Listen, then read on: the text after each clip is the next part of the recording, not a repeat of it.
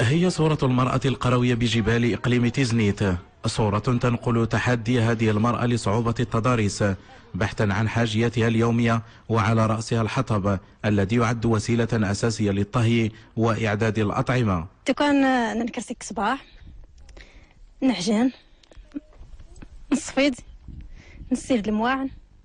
نستيقظ باكرا ونبدأ بالأعمال المنزلية، بعد ذلك نخرج لجمع الحطب. الحمد لله الماء متوفر وانتهت مشقة البحث عنه. المشكل الوحيد بعد الغابة عن الدوار. المشكلة قايخت زقانتو تقوق شوية.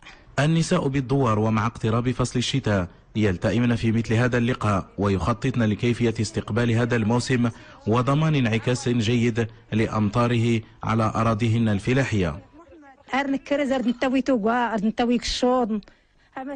نستعد للحرث ونهيئ الأرض.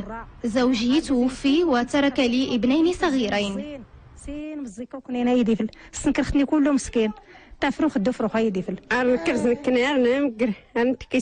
نحن نسوة العائلة نتقاسم الأشغال اليومية فيما بيننا ونتعاون على مشقة الحياة. معاون في الزمن.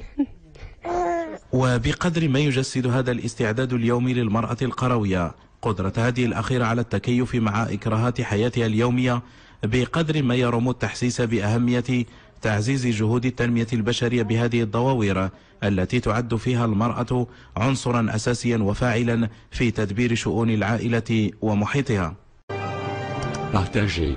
مشاركة. Share.